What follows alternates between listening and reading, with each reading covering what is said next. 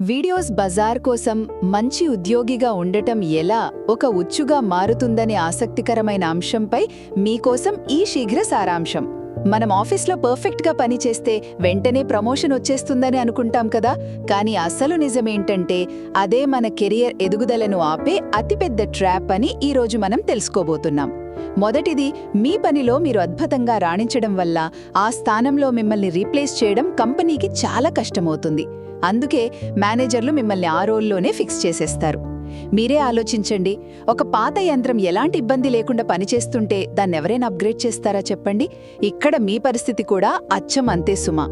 ఇక రెండవది, మీకు ఇచ్చిన పనిని కంప్లీట్ చేయడం అనేది పై స్థాయికి కావాల్సిన స్ట్రాటజీ లేదా డెలిగేషన్ లాంటి లీడర్షిప్ స్కిల్స్కు పూర్తిగా భిన్నమైనది.